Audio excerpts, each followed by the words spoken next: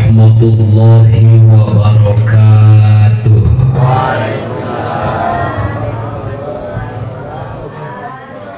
Alhamdulillahilladzi hadana likitabi wa faddalana ala sairil umami bi akrami ahbabi. Hamdan yastajlibul marghub min ridha'i wa yasta'tiful mahzun min ata'i. Ilahi anta maqsudi wa ridhaka matlubi, a'tini mahabbataka wa ma'rifatak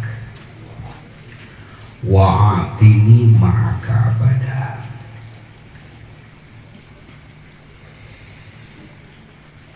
Al-Mukarramun, para pecinta kesucian jiwa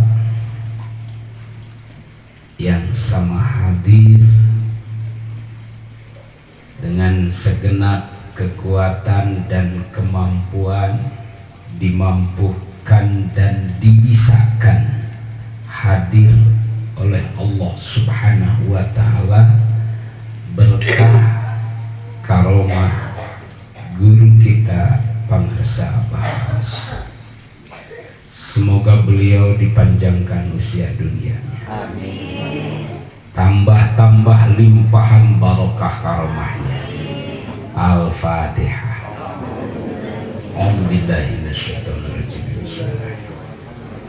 Alhamdulillahirabbil alamin arrahmanir rahim maliki yaumiddin iyyaka na'budu wa iyyaka nasta'in ihdinas siratal mustaqim siratal ladzina an'amta 'alaihim ghairil maghdubi 'alaihim waladdallin.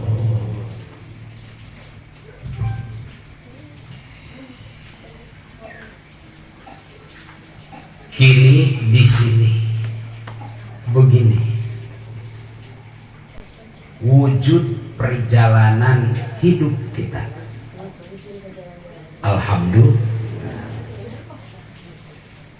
Perjalanan menuju siapa? Allah Subhanahu. Kapan menuju Allah? Sekarang. Di mana? Di sini. Bagaimana? Begini. Di mana saja, kapan saja, sedang apa? Wujudkan sebagai perjalanan menuju siapa? Allah. Baru itu bernilai ibadah kepada. Maka doa ilahi anta waridoka itu bukan semata-mata hanya mau sholat saja, bukan hanya mau zikir saja, tapi arah perjalanan hati kita dalam melakukan segala aktivitas. Kerja mencari nafkah, apa yang dicari? Ridho Allah.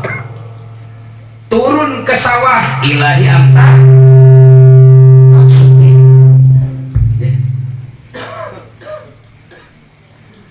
Apa saja bentuk aktivitas kita, kalau tujuannya Allah yang kita maksud, ridho Allah yang kita perjuangkan, itu aktivitas yang kita lakukan yakin bernilai ibadah kepada Allah. Alhamdulillah.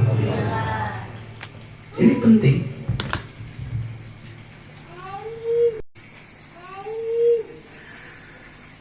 Maka salah satu hikmah terpenting dari peristiwa Isra wal Mi'raj Nabi Muhammad Sallallahu Alaihi Wasallam, bagaimana kita bisa mencontoh baginda Nabi dalam proses perjalanan Isra wal Mi'raj.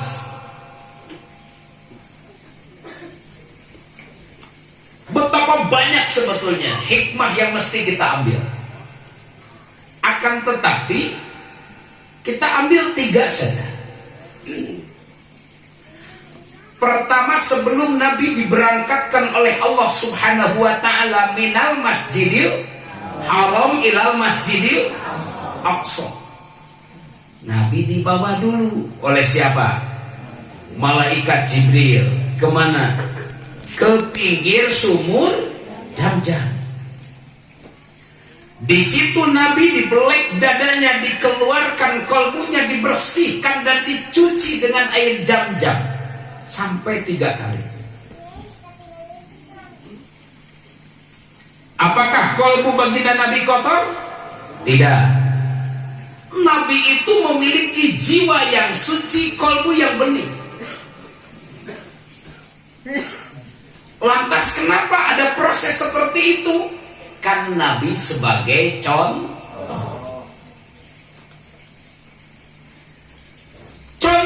buat umatnya yang ingin melakukan perjalanan usul kepada Allah. Hal pertama yang harus dilakukan, beningkan kalbu, bersihkan jiwa. Alhamdulillah. Apa alatnya? Zikir. Jadi memperbanyak zikir itu sangat berdampak akan kesucian jiwa. Maka yang rajin zikirnya, yang sudah punya guru zikir, yang sudah jelas metode, jelas gurunya, jelas silsilahnya, keilmuan sanadnya sudah jelas, itu zikir dampaknya membeningkan kalbu, membersihkan jiwa. La ilaha illallah. Ini penting. Karena apapun yang kita lakukan akan betul-betul bernilai ikhlas, lurus karena Allah, kalau hatinya kira-kira kalau hatinya terkotori dengan urusan dunia, amalnya ikhlas apa tidak? Kalau hatinya tidak suci, apapun yang kita lakukan jauh dari keikhlasan, muncul keria-riaan. Walaupun bentuknya adalah sholat, bentuknya adalah ngaji, bentuknya adalah sedekah, andai hati ini kotor, maka di situ muncul ujub, sombong, ria, takabur. Naudzubillahi min.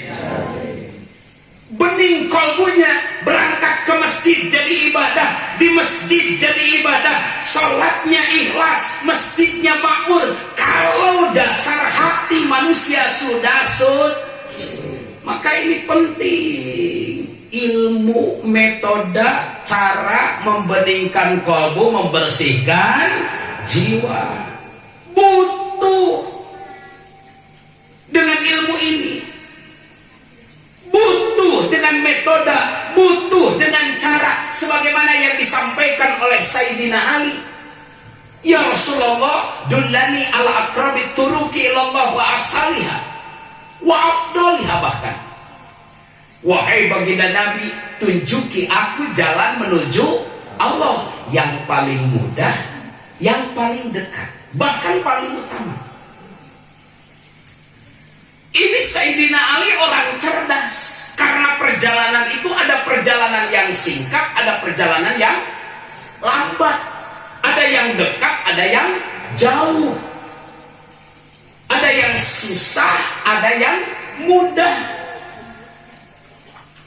Kita pingin sampai kepada Allah, tariqul wusul, lewat perjalanan yang mudah, lewat perjalanan yang cepat. Ya. Ini perjalanan. Maka dijawab oleh baginda Nabi, alaika bimudawwamati dzikrillah, engkau harus dawam zikir. Jadi yang diperintahkan oleh Nabi ketika ditanya oleh Sayyidina Ali, dullani ala aqrabi turuki ilallah wa asaliha, adalah dawamkan zikir. Zikir. Dan apa yang keluar dari mulut itu menjadi sifat, ucap, laku, lampah manusia. Awas jangan salah, apa yang keluar dari mulut itu bisa jadi karakter manusianya. Siap. Jadi karakter. Coba lihat orang-orang di sekitar kita. Andai dari mulut yang keluarnya itu bahasa-bahasa binatang, lihat kelakuannya. Lihat ucap, sikap, tingkah, paripola, karakteristiknya. Gak jauh kalau yang dari mulutnya itu banyak keluar bahasa binatang. Karakter dan sikapnya mirip ceples seperti binatang. Naudzubillah min dzalik. Tapi ketika yang keluar dari mulut ini adalah kalimah thayyibah, kalimah yang baik, kalimah yang istimewa, kalimatul haq, kalimatul iman, kalimatul jannah, maka insya Allah kapanpun, dimanapun, sedang apapun kelakuan kita, karakteristik kita menampilkan karakter yang thayyibah, karakter yang baik, akhlak yang baik, etika yang baik. Alhamdulillah. Kenapa kalimat thayyibah ini perlu guru? Lihat perjalanan Rasul di Isra dan di Mi'rajkan itu, ada yang membimbingnya, ada. Siapa? Jibril. Ada kendaraannya, ada. Apa? Buruk. Kita tahu Allah itu maha kuasa, Allah itu maha gagah. Mungkin tidak kalau Allah mengisrokan baginda Nabi, memi'rajkan baginda Nabi tanpa malaikat Jibril, mungkin tidak? Mungkin saja. Tidak ada yang tidak mungkin buat siapa? Allah. Kenapa lantas Allah subhanahu wa ta'ala mengisrokan dan memi'rajkan Nabi dibimbing sama malaikat Jibril, pakai kendaraan yang namanya buruk? Ini Nabi sebagai contoh. Kita usul kepada Allah, berangkat menuju Allah, fafiru ilallah, ya, maka harus ada yang membimbing, harus ada yang menunjukkan. Siapa dia? Guru hakiki, guru mursyid kamil. Siapa? Guru mursyid kamil. Lihat di Quran saja Allah subhanahu wa ta'ala menjelaskan wattabi sabila man anaba ilayya. Ikutilah, tuturkan, ikuti. Apa yang mesti kita ikuti? Siapa yang mesti kita ikuti? Sabila man anaba ilayya. Perjalanan orang-orang yang sudah sampai kembali kepada Allah. Kapan kembali kepada Allah? Sekarang. Di mana? Di sini. Sedang apa? Sedang begini. Pokoknya di mana saja, sedang apa saja, bagaimana saja, harus sampai kepada Allah. Sholat kita kalau sampai kepada Allah, mengantarkan sholat kita kebahagiaan, kesuksesan, keberuntungan. Yakin? Jadi andai saja saat ini kita belum merasa sukses, belum merasa bahagia, belum merasa beruntung, padahal sholat toh kita lakukan, ini berarti sholat kita belum sampai kepada siapa? Allah. Andai dengan dikir masih pusing, masih bingung, masih susah, ya, dikir-dikir tapi bingung, temangi tungtung, susah temangi lebah, bisa jadi dikirnya belum sampai kepada siapa? Allah. Karena kalau dikirnya sudah benar, sudah sampai kepada Allah, dikir itu mengantarkan di sini, di sana, di mana-mana. Alhamdulillah. Maka dikir itu adalah kendaraan buruknya agar kita bisa sampai kepada Allah. Pembimbingnya guru mursyid, kendaraannya zikir. Baru kalau begitu dalam perjalanan ini, dalam Isra, kita bisa naik derajat.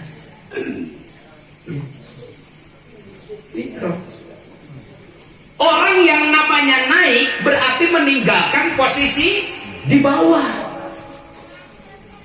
Kalau masih berpikir urusan dunia sangat dalam,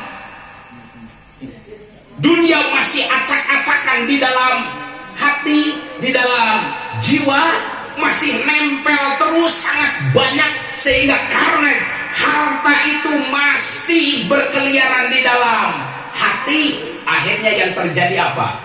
Bingung. Yang terjadi apa? Stres. Yang terjadi apa? Pusing. Tapi kalau urusan bawah, urusan dunia sudah lenyap di dalam hati, hati hati kita sudah mi'raj kepada Allah Subhanahu wa taala, inilah hakikat kebahagiaan, hakikat kesenangan. Karena kita sudah bersamanya. Wa'atini ma'aka abada.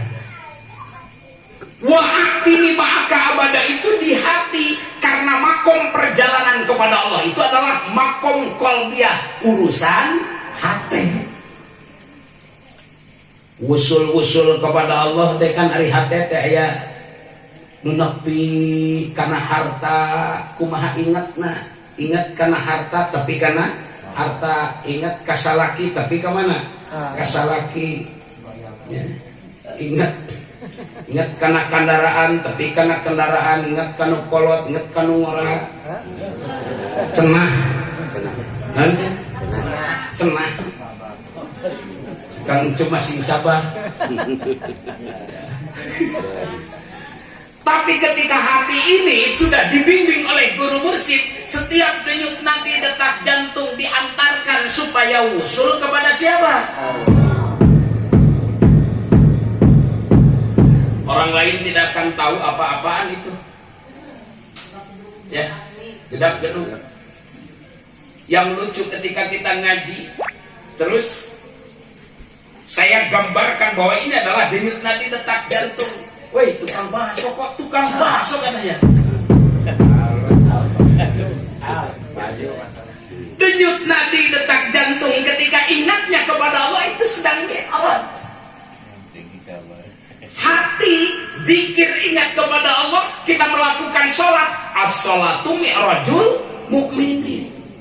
Maka insya Allah kalau hati sudah mi'raj kepada Allah, sholatnya khusyuk, masjidnya makmur. Memakmurkan masjid ada dua. Satu, kita bangun masjid. Yang kedua, kita bangun secara psikis. Bangun dohirna, alhamdulillah geus ngawujud tuh masjid hade pisan dalam bayangan. Hade pisan gambaranna ge dua tingkatnya. Di warna pantas eta masjid. Pas direret ke karek pondasi jeung naon jeung tihang-tihang. Alhamdulillah. Tapi kan itu perjuangan kita, udah beribu-ribu bahkan bisa jadi puluhan ribu orang sudah investasi di sana. Kenapa sampai puluhan ribu tapi bangunan masih seperti itu? Investasinya 2.000. Terus deh. Tapi lumayan 2.000 mah taruh diingat-ingat. Ini persoalannya karena uang di saku kita masuk dalam hati. Coba lamun yang masuk di dalam hati itu adalah Allah, 157.000. Lamun hati masih kena terkait dengan itu uang, maka 100.000 diangkat. Masuk deui kana naon? Pesa. 50.000 diangkat. Ngalolok deui kana naon? Pesa. Kira-kira yang jadi buat masjidnya apa? 2.000. Padahal harta dan milik sejati kita adalah harta yang sudah diinvestasikan di jalan Allah. Maka kaya-kaya, bukan kaya-kaya ya, hikmah terpenting dalam Isra Mi'raj ini, Allah mau menitipkan kesucian hati, Allah mau menitipkan masjid, Allah mau menitipkan sholat. 3 hal penting saja: kesucian hati, masjid, dan sholat. Kalau ini dalam hidup kita perhatikan, kebahagiaan sudah ada di hadapan kita. Kebahagiaan sudah menjadi jaminan buat kita kalau 3 hal ini diperhati. Beningkan kolbunya, ramaikan, makmurkan masjidnya, khusyukkan sholatnya. Sholatnya khusyuk, makmur masjidnya, dan hatinya suci. Disitulah letak Isra Mi'raj kita sebagai umat baginda Nabi Muhammad sallallahu alaihi wasallam. Berkah segalanya, selamanya, semuanya. Assalamualaikum warahmatullahi wabarakatuh.